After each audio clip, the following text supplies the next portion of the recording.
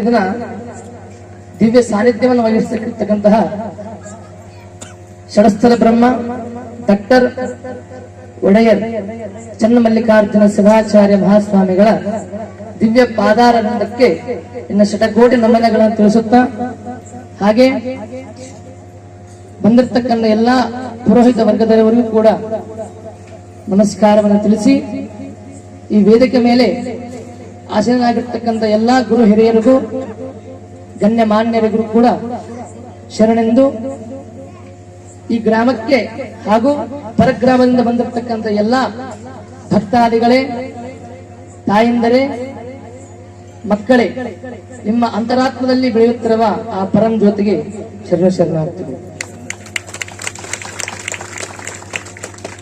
ಏನಪ್ಪಾ ಅಂತಂದ್ರ,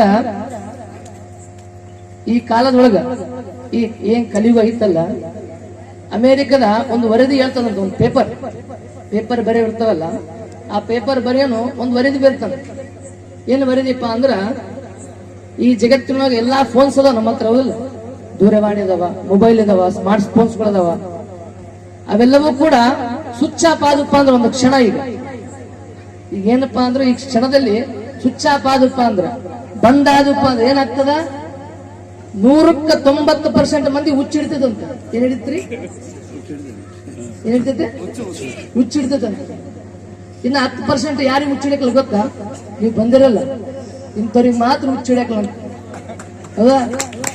ಹಾಗಾಗಿ ಏನು ಮಾಡ್ಬೇಕಪ್ಪ ಮೊದಲಿಗೆ ಅಂದ್ರೆ, ಎಲ್ಲಿ ಪುರಾಣವನ್ನ, ಎಲ್ಲಿ ಪ್ರವಚನವನ್ನ ಹೇಳ್ತಾರ, ಎಲ್ಲಿ ಗುರುಗಳ ದರ್ಶನ ಆಗ್ತದ, ಅಲ್ಲಿ ನಾವೇನ್ ಮಾಡ್ಬೇಕು? ಹೋಗಬೇಕು. ಈಗೆಲ್ಲ ಇಲ್ಲೇ ಫೋನ್ನಾಗ ನೋಡ್ತಾವ ನಾವೆಲ್ಲ. ಅಮೇರಿಕ ಎಲ್ಲ ಐತಪ್ಪ ಅಂದ್ರೆ ಇಲ್ಲ ನೋಡ್ತಾವ, ಹೌದಲ್ಲ, ಹೌದಾ? ಈಗಿನ ಮಕ್ಕಳಿಗೆ ನಾವ್ ಏನ್ ಮಾಡಕತ್ತೀವಿ? ಪುಸ್ತಕ ಕೊಡೋ ಬದಲು ಫೋನ್ ಕೊಡ್ತೀವಿ, ಹೌದಾ? ಪುಸ್ತಕ ಕೊಡೋ ಬದಲು ಫೋನ್ ಕೊಡ್ತೀವಿ. ಹಾಗಾಗಿ ನಾವೇನ್ ಮಾಡಬೇಕು? ದಿನ ನಮ್ಮ ಮಕ್ಕಳಿಗೆ, ನಮ್ಮ ಎಲ್ಲರಿಗೂ ಕೂಡ, ಮನೆಯಲ್ಲಿರ್ತಕ್ಕಂಥ ಎಲ್ಲರಿಗೂ ಕೂಡ ಏನ್ ಹೇಳ್ಬೇಕು? ಗುರುಗಳ ದರ್ಶನವನ್ನ ಮಾಡಬೇಕು, ಗುರುಗಳ ಅನುಗ್ರಹವನ್ನು ಮಾಡಬೇಕು, ಗುರುಗಳ ಸಾನ್ನಿಧ್ಯವನ್ನ ನಾವು ಕಾಣಬೇಕು ಅಂತೇಳಿ ತಿಳುವಳಿಕೆ ಮಾಡಬೇಕು. ನಮ್ಮ ಸ್ಕೂಲ್ಗಳಾಗ ಯಾಕೆ ಕೊಡ್ತಾರೆ? ಏನಂತ ಕೊಡ್ತಾರೆ? ಗುರು ಬ್ರಹ್ಮ ಗುರು ವಿಷ್ಣು ಗುರುದೇವೋ ಮಹೇಶ್ವರ ಗುರು ಸಾಕ್ಷಾತ್ ಪರಬ್ರಹ್ಮ ತಸ್ಮೈ ಶ್ರೀ ಗುರವೇ ನಮಃ. ಅಂದ್ರೆ ಗುರವೇ ಬ್ರಹ್ಮ, ಗುರುವೇ ವಿಷ್ಣು, ಗುರುವೇ ಮಹೇಶ್ವರ, ಹೌದಲ್ಲ? ಇದು ಹೆಂಗ ಬಂತಪ್ಪ ಅಂತಂದ್ರೆ, ಇದು ಹೆಂಗ ಬಂತು? ಗುರು ಹೆಂಗ ಆಗ್ತಾನ? ಹೆಂಗ ಮಹಾವಿಷ್ಣು ಆಗ್ತಾನ? ಹೆಂಗ ಪರಮಾತ್ಮ ಆಗ್ತಾನ? ಹೆಂಗ ಬ್ರಹ್ಮ ಆಗ್ತಾನ? ಎದಕ್ಕ ಈ ವಾಕ್ಯವನ್ನು ಬರೆದ್ರು ಅಂತಂದ್ರ, ಇಂದಿನ ಕಾಲದೊಳಗ ನಾವು ವೇದಾಭ್ಯಾಸ ಮಾಡ್ಬೇಕಪ್ಪ ಏನಂದ್ರೆ, ಕಾಡಿನೊಳಗೆ ಹೋಗ್ಬೇಕು, ಗುರುಗಳ ಸಾನ್ನಿಧ್ಯವನ್ನು ಪಡಿಬೇಕು, ಗುರುಗಳ ಆಶ್ರಮಕ್ಕೆ ಹೋಗ್ಬೇಕು, ಅವ್ರ ಹತ್ರ 10-15 ವರ್ಷ ಸೇವೆ ಮಾಡಬೇಕು. ಸೇವೆ ಮಾಡಿಕೊಂಡು ಆ ತರವಾಯ ಗುರುಗಳು ನೀನು ವಿದ್ಯೆಗೆ ಯೋಗ್ಯ ಅಂದಾಗ ಮಾತ್ರ ಏನ ಮಾಡ್ತಾರ? ವಿದ್ಯೆಯನ್ನ ದಾರಿ ಇರ್ತಾರೆ, ಹೌದಾ? ಹಾಗೆ ಇಂದಿನ ಕಾಲಕ್ಕ ವೇದ ಬ್ರಹ್ಮ ಅಂತೇಳಿ ಒಬ್ಬ ಋಷಿ, ಒಬ್ಬ ಗುರುಗಳಿದ್ರಂತೆ. ಅವರು ಒಂದು ಆಶ್ರಮ, ಅರಣ್ಯದೊಳಗೆ ಒಂದು ಆಶ್ರಮ ಕಟ್ಟಿರ್ತಾರೆ. ಕಟ್ಟಿರುವ ಸಂದರ್ಭದೊಳಗ ಒಂದು ಗ್ರಾಮದಲ್ಲಿರ್ತಕ್ಕಂಥ ಬಡ ದಂಪತಿಗಳು ತನ್ನ ಮಗ ಉಡಾಳ್ತನ ಮಾಡ್ತಿರ್ತಾನಂತ. ಏನ್ ಮಾಡ್ತಿರ್ತಾನ? ಚಾಷ್ಟೆ ಮಾಡ್ತಿರ್ತಾನ. ಹಾಗಾಗಿ ಇವನಿಗೊಂದು ದಾರಿ ಹಿಡಿಸ್ಬೇಕಪ್ಪ, ನಾವು ತಂದೆ ತಾಯಿ ಇರ್ತಕ್ಕಂಥವ್ರು, ನಾವು ನನ್ನ ಮಗ ದಾರಿ ತೋರಿಸ್ಬೇಕಂತೇಳಿ ಆ ವೇದ ಬ್ರಹ್ಮನ ಒಂದು ಗುರುಕುಲಕ್ಕ ಮಗನನ್ನ ಕರ್ಕೊಂಡ್ ಬರ್ತಾರೆ.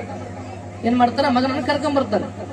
ಕರ್ಕೊಂಡು ಬಂದು ಅವನ ಹೆಸರು ಏನಪ್ಪಾ ಅಂದ್ರೆ ಕೌಶಿಕ ಅಂತೇಳಿ, ವೇದ ಬ್ರಹ್ಮ ಕೌಶಿಕ ಅಂತೇಳಿ. ಆ ಕೌಶಿಕನ ಕರ್ಕೊಂಡ್ ಬಂದು ಗುರುಗಳ ಹತ್ರ ಬಿಡ್ತಾರೆ. ಗುರುಗಳ ಹತ್ರ ತಾನೇನು ಮಾಡ್ತಾನ? ಗುರು ಸೇವೆ ಮಾಡ್ತಾನ. ಗುರುಗಳಿಗೆ ಮನಸ್ಫೂರ್ತಿಯಿಂದ ಇಷ್ಟ ಆಗ್ತದ, ಕೌಶಿಕ ಒಳ್ಳೆಯ ಶಿಷ್ಯನಾಗ್ತಾನ ಮುಂದೊಂದು ಕಾಲ ಅಂತ ಹೇಳಿ ಅವನಿಗೆ ವೇದ ಉಪನಿಷತ್ತುಗಳನ್ನ, ಜ್ಯೋತಿಷ್ಯಗಳನ್ನ, 64 ವಿದ್ಯೆಗಳನ್ನ ಕೂಡ ದಾರಿ ಎರಿತಾರೆ ಶಿಷ್ಯನಿಗೆ. ಯಾವ ಶಿಷ್ಯನಿಗೆ? ಕೌಶಿಕ ಎಂಬ ಶಿಷ್ಯನಿಗೆ ದಾರಿ ಎರಿತಾರೆ. ಹಾಗಾದ್ಮೇಲೆ ಒಂದು ದಿವಸ ಆ ಆಶ್ರಮದ ಪಕ್ಕದಲ್ಲಿ ಇರ್ತಕ್ಕಂಥ ರಾಜ್ಯ, ಆ ರಾಜ್ಯದ ಒಂದು ಮಹಾರಾಜ ಬರ್ತಾನಂತ. ಅಲ್ಲಿಗೆ ಆಶ್ರಮಕ್ಕೆ ಬರ್ತಾನ, ಗುರುಕುಲಕ್ಕೆ ಬರ್ತಾನ. ಗುರುಗಳೇ, ನಮ್ಮ ಊರಿನಲ್ಲಿ, ನಮ್ಮ ರಾಜ್ಯದಲ್ಲಿ ಮಳೆ ಬೆಳೆ ಆಗ್ತಾ ಇಲ್ಲ, ಅದಕ್ಕಾಗಿ ಒಂದು ಮಾರ್ಗದರ್ಶನವನ್ನ ನೀವು ತೋರ್ರಿ, ಯಾವುದರ ಒಂದು ಪೂಜೆ ಪುನಸ್ಕಾರವನ್ನ ಮಾಡಿ ಈ ಭೂಮಿಗೆ ಆ ಗಂಗೆಯನ್ನ ಇಳಿಸ್ರಿ ಅಂತ ಹೇಳ್ತಾರೆ. ಆಗ ವೇದ ಬ್ರಹ್ಮರು ಅಲ್ಲಿರ್ತಕ್ಕಂಥ ಕೌಶಿಕನ ಹೇಳ್ತಾರೆ, ನೋಡಪ್ಪ ಈಗ ನಾನು ರಾಜ್ಯನ ಆಸ್ಥಾನಕ್ಕೆ ಹೋಗಬೇಕು, ಅಲ್ಲಿ ಹೋಗಿ ಪೂಜೆಯನ್ನ ಮಾಡಿ ಮಳೆಯನ್ನ ತರಿಸಬೇಕಾಗಿದೆ. ಹಾಗಾಗಿ ನಾನು 10 ದಿನಗಳ ಕಾಲ ಮಠಕ್ಕೆ ಬರೋದಿಲ್ಲ. 10 ದಿನಗಳ ಕಾಲಕ್ಕ ಗುರುಕುಲಕ್ಕೆ ನಾನು ಬರೋದಿಲ್ಲ. ಈ ಗುರುಕುಲದ ವ್ಯವಸ್ಥೆಯನ್ನ ನೀನು ನೋಡ್ಕೋಬೇಕಂತೇಳಿ ಒಂದು ಆದೇಶ ಮಾಡಿ ಗುರುಗಳು ಹೊರಟೋಗ್ತಾರೆ.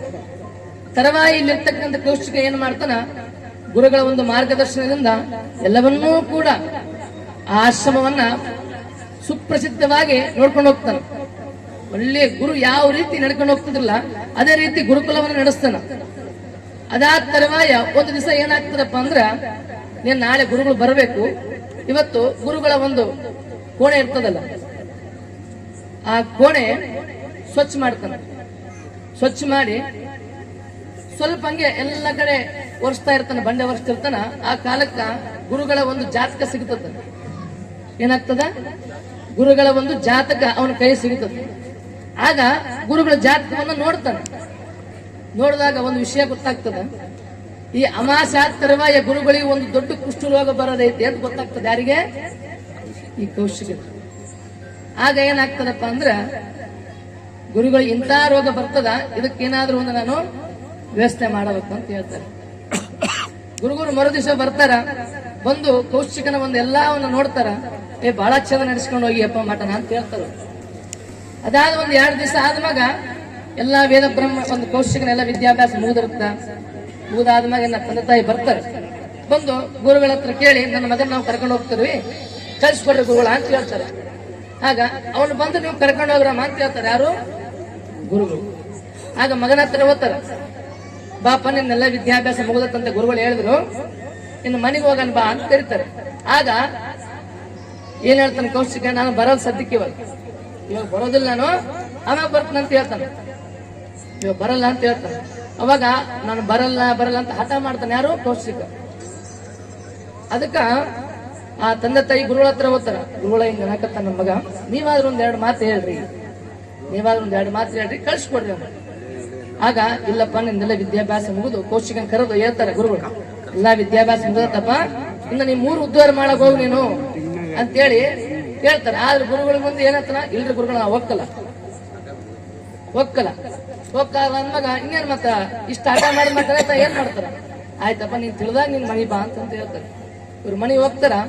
ಮನೆಗೆ ಹೋದ್ಮೇಲೆ ಒಂದು ಕಾಲ ಗಳಿಸಿ ಆಗ್ತದ, ಒಂದು 10 ನಿಮಿಷ 1 ಗಂಟೆ ಆಗ್ತದ. ಆಮೇಲೆ ಗುರುಗಳು ಕರೆದು ಕೇಳ್ತಾರೆ, ಎದಕ್ಕಪ್ಪ ನಿಮ್ ತಂದೆ ತಾಯಿ ಬಂದು ಕರೆದ್ರು ಕೂಡ ಅದಕ್ಕೆ ಇನ್ನ ಇಲ್ಲೇ ಅದಿ ಹೋಗಪ್ಪ ಅಂತ ಕೇಳ್ತಾರ. ಇಲ್ರಿ ಗುರುಗಳ, ನಿಮ್ಮ ಒಂದು ಕೊಠಡಿ ನಾನು ಸ್ವಚ್ಛ ಮಾಡಬೇಕಾದ್ರೆ ನಿಮ್ಮ ಜಾತಕವನ್ನು ವಿಶ್ಲೇಷಣೆ ಮಾಡಿದೆ. ಅವಾಗ ನಿಮಗೆ ಬರೋ ಅಮಾವಾಸ್ಯೆ ತರುವಾಯ ಒಂದು ಕುಷ್ಠರೋಗ ಬರ್ತದೆ. ಅದಕ್ಕ ಆ ಕುಷ್ಠರೋಗ ಬಂದಾಗ ನಿಮ್ಮನ್ನ ಯಾರು ನೋಡ್ಕೊಂತಾರ ಅಂತ ಹೇಳ್ತಾರೆ. ಹಂಗಾಗಿ ಆಗ ಎಲ್ಲವನ್ನೂ ಕೂಡ ತಿಳಿದು, ಇಲ್ಲಪ್ಪ ಬರೋದು ನನಗೆ ಬರ್ತದ, ನನ್ನ ಕರ್ಮ ಫಲ ನಾನು ಅನುಭವಿಸ್ತೇನೆ, ನನ್ನ ಬಿಟ್ಟು ಬಿಡು ಅಂತ ಹೇಳ್ತಾರೆ. ಅವನು ಏನು ತಿಳುವಳಿಕೆ ಮಾಡ್ಲಾರ್ದಂಗ ಗುರುಗಳನ್ನ ತನ್ನ ಜೊತೆ ಕರ್ಕೊಂಡು ಹೋಗ್ತಾನೆ. ಕುಷ್ಠರೋಗ ಪ್ರಾರಂಭ ಆಗ್ತದೆ ಗುರುಗಳಿಗೆ, ಅಮಾವಾಸ್ಯೆ ಆಗ್ತದ, ಕುಷ್ಠರೋಗ ಬರ್ತದ, ಕರ್ಕೊಂಡು ಹೋಗ್ತಾನ. ಕಾಶಿ ಕರ್ಕೊಂಡು ಹೋಗ್ತಾನ, ಅಲ್ಲಿ ಕರ್ಕೊಂಡು ಹೋಗ್ತಾನೆ, ಎಲ್ಲಾ ಕಡೆ ಕರ್ಕೊಂಡು ಹೋಗಿ ಪುಣ್ಯಸ್ನಾನ ಮಾಡ್ತಾನ. ನಮ್ ಗುರುಗಳಿಗೆಲ್ಲ ಕಡಿಮೆ ಆಗಬೇಕಂತೀವಿ. ಕಡಿಮೆ ಆಗ್ತದ ಅಂತ ಹೇಳ್ತಾರ. ಯಾವುದೂ ಕೂಡ ಕುಷ್ಠರೋಗಕ್ಕ ಕಡಿಮೆ ಆಗದಿಲ್ಲ. ಆಗ ಈ ಒಂದು ಪರೀಕ್ಷೆ ಮಾಡಬೇಕಂತೇಳಿ ಮ್ಯಾಗಿರ್ತಕ್ಕಂಥ ಪರಮಾತ್ಮರು ಇದನ್ನ ಸೇವೆ ನೋಡಿರ್ತಾರ. ಪರಮಾತ್ಮರು ಬಂದು ಒಬ್ಬೊಬ್ಬರಾಗಿ ಬಂದು ವಿಶ್ಲೇಷಣೆ ಮಾಡ್ತಾರೆ. ಅದ್ರ ಜೊತೆ ಯಾಕದಿಪ್ಪ ಕುಷ್ಠರೋಗ ಬಂದತ್ತಗ, ಬಿಟ್ಟು ಬಿಡತ್ತನ್ನ, ನೀನ್ ಮನೆಗೆ ಹೋಗು, ಊರು ಉದ್ಧಾರ ಮಾಡು ಅಂತ ಹೇಳ್ತಾರೆ. ಆಗ ಇಲ್ಲ, ನಾನು ಗುರುಗಳನ್ನು ನೋಡ್ಕೋಬೇಕಂತ ಹೇಳ್ತಾನೆ. ಆಗ ವಿಷ್ಣು ಬಂದು ಕೇಳಿ ಹೋಗ್ತಾನ, ಇಲ್ಲ ಅಂತ ಹೇಳ್ತಾನೆ. ಹಂಗೆ ಬ್ರಹ್ಮ ಬಂದು ಕೇಳೋಗ್ತಾನ, ಇಲ್ಲ ಅಂತ ಹೇಳ್ತಾನ. ವಿಷ್ಣು ಬಂದು ಕೇಳೋಗ್ತಾನ, ಇಲ್ಲ ಅಂತ ಹೇಳ್ತಾನೆ. ಹಾಗಾಗಿ ಎಲ್ಲರೂ ಕೂಡ ಆಗ ಏನಾಗ್ತದ, 3 ಜನ ಪ್ರತ್ಯಕ್ಷ ಆಗ್ತಾರಂತ. ಯಾರಿಗೆ? ಕೌಶಿಕನ ಮುಂದೆ ಬ್ರಹ್ಮ ವಿಷ್ಣು ಮಹೇಶ್ವರ ಎಲ್ಲರೂ ಪ್ರತ್ಯಕ್ಷ ಆಗ್ತಾರಂತ. ಪ್ರತ್ಯಕ್ಷರಾದಾಗ ಅವಾಗ ಗುರುಗಳನ್ನ ಮುಂದೆ ಕರೆದು ಹೇಳ್ತಾನಂತ, ಗುರುಗಳ ಇವರೆಲ್ಲರೂ ನನಗೆ ಕಾಣಬೇಕಾಯ್ತು ಅಂದ್ರೆ ನಿಮ್ ಸಾಯದಿಂದ, ಇವರು ನನಗೆ ಸಿಗಬೇಕಾಯ್ತು, ಇವರೆಲ್ಲ ನನಗೆ ದರ್ಶನ ಕೊಡ್ಬೇಕಾಯ್ತು ಅಂದ್ರ ನಿಮ್ಮ ಸೇವೆ ಮಾಡೋದ್ರಿಂದ ಇವರೆಲ್ಲ ಭಾಗ್ಯ ಸಿಕ್ಕತ್ತ. ಅದಕ್ಕ ಏನಂತ ಹೇಳ್ತಾನ, ಗುರು ಬ್ರಹ್ಮ ಗುರು ವಿಷ್ಣು ಗುರುದೇವೋ ಮಹೇಶ್ವರ ಗುರು ಸಾಕ್ಷಾತ್ ಬ್ರಹ್ಮ ತಸ್ಮೈ ಶ್ರೀ ಗುರುದೇವ. ಹಂಗ ನಾವೆಲ್ಲರೂ ಗುರುಗಳ ಹತ್ರ ಬಂದಿಪ್ಪ ಅಂದ್ರೆ ಗುರುಗಳು ಎಲ್ಲಾ ಮಾರ್ಗವನ್ನು ತೋರಿಸ್ತಾರ, ಹೌದಿಲ್ಲ? ಈ ಕಾಲಕ್ಕೆ ಏನ್ ಮಾಡಕತ್ರಿ, ನಾವು ದಾನ ಮಾಡ್ರಪ್ಪ ಅಂದ್ರ ಧನ್ ಕಮಾನ ಹೋತೋ ದಾನ ಕೊರೋ ಅಂತ ಹೇಳ್ತಾರೆ. ನಾವ್ ಏನ್ ಮಾಡಕತ್ತೀವಿ ಇವಾಗ? ಧನ್ ಕಮಾನ ಹೋತೋ ಬಚಾಕೋರಕ ಮಾಡಕತ್ತೀವಿ. ಅಂದ್ರೆ ದುಡಿಯೋದು ಮನೆ ಕೂಡ್ಸೋದಷ್ಟ, ಅದನ್ನ ದಾನ ಮಾಡ್ಬೇಕಂತ ಹೇಳ್ತಾರ. ಲಕ್ಷ್ಮಿ ಗುಣ ಏನಪ್ಪಾ ಅಂದ್ರೆ ಚಂಚಲ ಅಯ್ಯಮ್ಮನ ಎಷ್ಟು ನಾವು ಬಿಡ್ತೀವಿ ಅಷ್ಟು ಬರ್ತಾಳ. ಮಾತ್ರ ಅಯ್ಯಮ್ಮ ಹಿಡ್ಕೊಂಡ್ ಕುಂತಿಪ್ಪ ಅಂದ್ರೆ ಏನಾಗ್ತದ, ಜಲ್ದಿ ಮನೆಯಿಂದ ಹೊರ ಹೋಗ್ತಾಳ. ಹಂಗಾಗಿ ನಾವೆಲ್ಲರೂ ಕೂಡ ಗುರುಗಳ ಒಂದು ಆಶೀರ್ವಾದ ಪಡ್ಕೋಬೇಕು, ಮಠಕ್ಕೆ ಸೇವೆ ಮಾಡ್ಬೇಕು.